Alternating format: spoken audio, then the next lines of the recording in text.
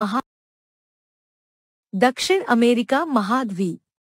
दक्षिण अमेरिका महाद्वीप का विस्तार पनामा जलसंधि गल्फ ऑफ पनामा के दक्षिण में कोलंबिया से लेकर दक्षिण में टिएरा डेल फ्यूगो तक है। दक्षिण अमेरिका महाद्वीप के अंतर्गत कुल 13 देश है। इन देशों में सबसे बड़ा देश ब्राजील है। अत्यधिक विशाल क्षेत्रफल होने के कारण ब्राजील दक्षिणी अमेरिका महाद्वीप पर स्थित लगभग सभी देशों के साथ अपनी सीमा बनाता है। दक्षिणी अमेरिका महाद्वीप पर स्थित केवल 2 देश इक्वाडोर और चिली के सीमाओं के साथ ब्राजील की सीमा स्पर्श नहीं करती है। ब्राजील की सीमा दक्षिणी अमेरिका महाद्वीप पर स्थित देशों में से 10 देशों की सीमाओं Colombia, Venezuela, Guyana, Suriname, French Guiana, Peru, Bolivia, Paraguay, Argentina और उरुग्वे के साथ स्पर्श करती है। दक्षिण अमेरिका महाद्वीप की एक मुख्य विशेषता यह है कि इसके अधिकांश देशों के पास समुद्र तट स्थित है। दक्षिण अमेरिका महाद्वीप के पूर्व में अटलांटिक महासागर तथा इसके पश्चिम में प्रशांत महासागर स्थित है। दक्षिण अमेरिका महाद्वीप पर स्थित बोलीविया और पराग्वे दोनों देश स्थलरूद्ध देश लैंडलॉक्ड कंट्री हैं। महाद्वीप के पश्चिमी तट पर दुनिया की सबसे लंबी पर्वत श्रृंखला स्थित है। इसे एंडीज पर्वत श्रृंखला कहते हैं। एंडीज पर्वत श्रृंखला का विस्तार उत्तर में कोलंबिया से लेकर दक्षिण में टिएरा डेल फ्यूगो द्वीप तक है। चिली एंडीज पर्वत पर ही बसा हुआ देश है। चिली की राजधानी सैंटियागो चिली के मध्य में स्थित है। चिली का दक्षिणी तट बहुत अधिक कटावता है। ऐसे तट को फियोर्ड कोस्ट कहते हैं। विश्व में फियोर्ड कोस्ट के 2 उदाहरण हैं। Chilli, 2 Norway. चिली के दक्षिण में एक द्वीप स्थित है। इस द्वीप को टिएरा डेल फ्यूगो कहते हैं। टिएरा डेल फ्यूगो द्वीप मैगेलन जलसंधि मगेलन स्ट्रेट के द्वारा मुख्य भूमि से अलग होता है। टिएरा डेल फ्यूगो के पश्चिमी हिस्से पर चिली का तथा शेष हिस्से पर अर्जेंटीना का राजनैतिक अधिकार है। टिएरा डेल फ्यूगो द्वीप के पूर्व में एक अन्य द्वीप स्थित है। इसे फॉकलैंड कहते हैं। फॉकलैंड द्वीप पर यूनाइटेड किंगडम यूके का अधिकार है। दक्षिण अमेरिका महाद्वीप का सबसे बड़ा देश ब्राजील है। ब्राजील की राजधानी ब्रासिलिया है। ब्राजील के 2 महत्वपूर्ण शहर रियो डी जनेरो और सेंटस समुद्र तट पर स्थित हैं। रियो डी जेनेरो को फैशन नगरी कहा जाता है। सेंटोस ब्राजील का प्रमुख बंदरगाह है। ब्राजील विश्व का सबसे बड़ा कॉफी उत्पादक देश है। ब्राजील से उत्पादित कॉफी का निर्यात सेंटोस बंदरगाह से ही किया जाता है, इसलिए इसे कहवा पत्तन भी कहा जाता है। दक्षिणी अमेरिका महाद्वीप के उत्तर में वेनेजुएला स्थित है। वेनेजुएला की राजधानी कैरकास है। राजधानी कैरकास के पश्चिम में एक झील स्थित है। इस झील को मराकाइबो झील लेक मैरकाइबो कहते हैं। वेनेजुएला में मराकाइबो झील प्रदेश पेट्रोलियम भंडार के लिए प्रसिद्ध है। दुनिया का सबसे बड़ा पेट्रोलियम भंडार मराकाइबो झील प्रदेश में ही स्थित है। वेनेजुएला के पश्चिम में कोलंबिया तथा कोलंबिया के दक्षिण में इक्वेडोर स्थित है। इक्वेडोर की राजधानी क्विटो है। क्विटो की एक मुख्य विशेषता यह है कि यह दुनिया की सबसे ऊंचाई पर स्थित राजधानी है। राजधानी क्विटो के दक्षिण में कोटोपैक्सी ज्वालामुखी स्थित है। इक्वेडोर में स्थित कोटोपैक्सी ज्वालामुखी विश्व के सबसे ऊंचाई पर स्थित एक सक्रिय ज्वालामुखी है। विश्व में सर्वाधिक ज्वालामुखी एंडीज पर्वत श्रृंखला पर ही पाया जाता है। इक्वेडोर के दक्षिण में पेरू स्थित है। पेरू की राजधानी लीमा है।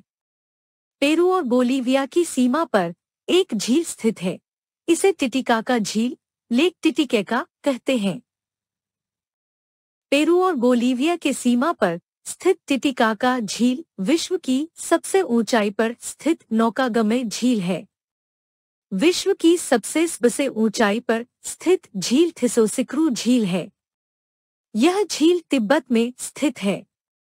दक्षिणी अमेरिका महाद्वीप के पश्चिमी तट पर कोलंबिया से लेकर चिली तक एंडीज पर्वत का विस्तार है। एंडीज पर्वत विश्व की सबसे लंबी पर्वत श्रृंखला है। एंडीज पर्वत की सबसे ऊंची चोटी का नाम अकोंकागुआ है। एकांकागुआ पर्वत चोटी चिली में स्थित है। अमेज़न नदी एंडीज पर्वत से निकलकर पेरू और ब्राजील में प्रवाहित होते हुए अटलांटिक महासागर में अपना जल गिराती है। अमेज़न नदी का मुहाना विषुवत रेखा पर स्थित है। विषुवत रेखा दक्षिण अमेरिका महाद्वीप के 3 देशों से होकर गुजरती है। पश्चिम से पूर्व की ओर इन देशों का क्रम इस प्रकार है: इक्वेडोर, कोलंबिया और ब्राजील। अमेज़न नदी विश्व की दूसरी सबसे लंबी नदी है। विश्व की सबसे लंबी नदी नील नदी है। नील नदी अफ्रीका महाद्वीप में प्रवाहित होती है।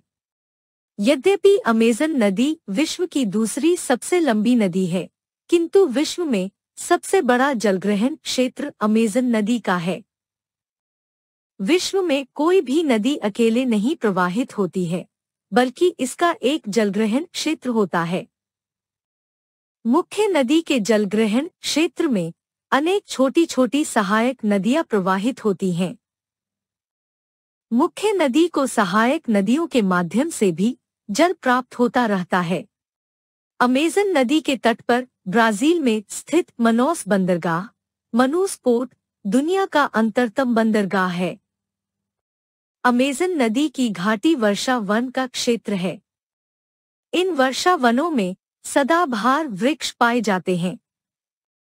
ये वृक्ष वर्ष भर हरे भरे रहते हैं। विषुवत रेखा पर वर्ष भर वर्षा होती रहती है। 0 डिग्री अक्षांश रेखा पर वर्ष भर सूर्य की लंबवत किरणें पड़ती हैं, जिसके कारण विषुवत रेखा के आसपास स्थित सागर का जल बहुत अधिक गर्म हो जाता है। सागर के सतह के गर्म होने के कारण जल का वाष्पीकरण हो जाता है। वाष्पीकरण के कारण वायु में आर्द्रता की मात्रा बहुत बढ़ जाती है। आर्द्रता युक्त सागरीय हवाएं जब स्थल की ओर प्रवाहित होती हैं, तो एंडीज पर्वत के पूर्वी तट से टकराकर ऊपर की ओर उठ जाती हैं और संघनित होकर बहुत ज्यादा वर्षा करती हैं।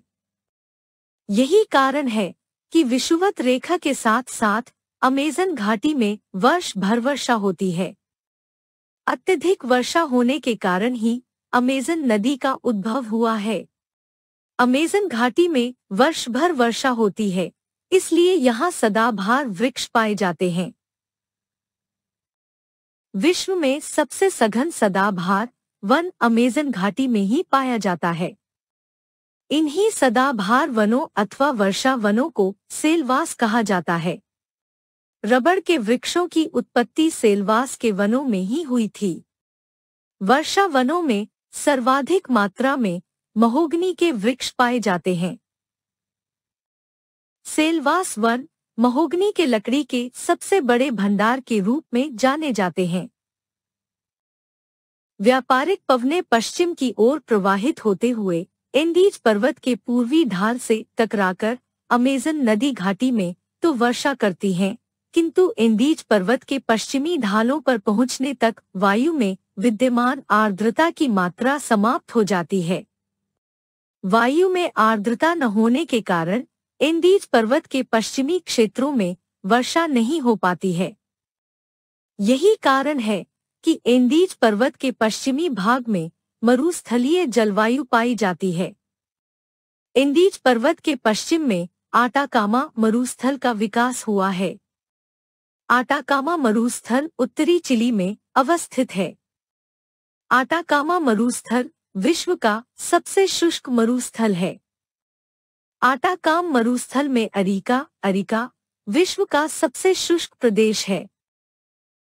यहाँ प्रश्न उत्पन्न होता है कि क्या कारण है कि दक्षिण अमेरिका महाद्वीप के पश्चिम में प्रशांत महासागर स्थित है, फिर यहाँ से उठने वाली समुद्री हवाएं वर्षा क्यों नहीं करती हैं? उपर्युक्त प्रश्न के उत्तर के तौर पर स्पष्टत कहा जा सकता है कि महाद्वीपों के पश्चिमी तट पर ठंडी जलधाराएं प्रवाहित होती हैं तथा महाद्वीपों के पूर्वी तट पर गर्म जलधाराएं प्रवाहित होती हैं। यही कारण है कि दक्षिण अमेरिका के पश्चिमी तट पर पेरू की ठंडी जलधारा प्रवाहित होती है तथा पूर्वी तट पर स्थित ब्राजील की गर्म जलधारा प्रवाहित होती है। ठंडी जलधाराओं में वाष्पीकरण नहीं होता है, जिसके कारण यहाँ प्रवाहित होने वाली हवाओं में आर्द्रता की मात्रा नहीं होती है। हवाओं में आर्द्रता न होने के कारण ही पश्चिमी तट से उठने वाली हवाएं वर्षा करने में सक्षम नहीं होती है। दक्षिण अमेरिका महाद्वीप के पश्चिम में स्थित पेरू देश के नाम पर यहाँ प्रवाहित होने वाली जलधारा को पेरू की जलधारा कहते हैं। इस जलधारा की खोज हम्बोल्ट नामक भूगर्भशास्त्री ने की थी, इसलिए पेरू की जलधारा को हम्बोल्ट की जलधारा भी कहते हैं।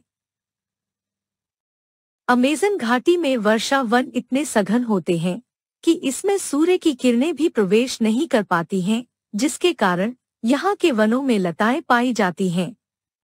पृथ्वी पर जीवन की सबसे ज्यादा परिस्थितियां विषुवत रेखा के समीप पाई जाती हैं। विषुवत रेखा पर सूर्य का प्रकाश और वर्षा बहुत अधिक मात्रा में प्राप्त होती है, जिसके कारण यहाँ जीवन की विविधता पाई जाती है। इसके विपरीत ध्रुवीय क्षेत्रों में सूर्य का प्रकाश और वर्षा पर्याप्त मात्रा में उपलब्ध नहीं हो पाती है। यही कारण है कि ध्रुवीय क्षेत्रों में जीवन की परिस्थितियां नहीं के बराबर पाई जाती हैं। अमेज़न के वर्षा वनों में वनस्पतियों और जीवों का बहुत अधिक विकास हुआ है। अमेज़न के जंगलों में ही एक प्रकार का अजगर पाया जाता है। इसे एनाकोंडा कहा जाता है। एनाकोंडा दलदली क्षेत्रों में पाया जाता है। विषुवत रेखा के 10 डिग्री उत्तर और दक्षिण अक्षांशों तक के क्षेत्र को उष्णकटिबंधीय क्षेत्र कहते हैं। 10 डिग्री उत्तर अथवा दक्षिण अक्षांशों के बाहर का क्षेत्र उपोष्ण कटिबंध कहलाता है। उपोष्ण कटिबंधों में वर्षा की मात्रा बहुत कम हो जाती है। अमेज़न के वर्षा वनों अर्थात सिल्वास के उत्तर एवं दक्षिण में उपोष्ण कटिबंधों में सवाना तुल्य जलवायु पाई जाती है।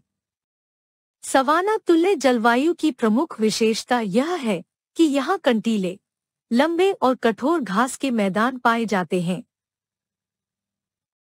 इन घास के मैदानों को सवाना घास भूमि कहते हैं। दक्षिण अमेरिका में सवाना घास भूमि के 2 क्षेत्र हैं। वेनेजुएला और गुयाना। 2 दक्षिणी ब्राजील।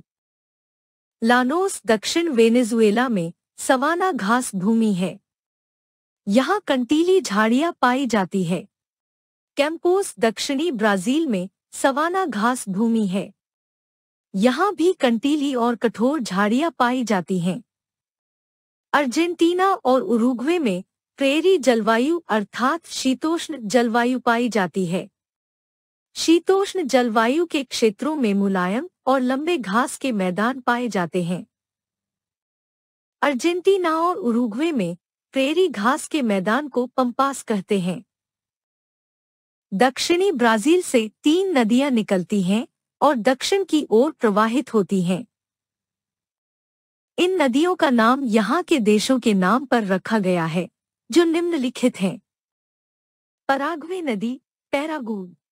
पराना नदी, परना। उरुग्वे नदी, उरुगुए। इन तीनों नदियों के तंत्र को सम्मिलित रूप से प्लाटा कहते हैं। प्लाटा नदी तंत्र जिस खाड़ी में अपना जल गिराती है, उसे रियो डी ला प्लाटा कहते हैं। Facebook, Twitter, Reddit. Previous article उत्तरी अमेरिका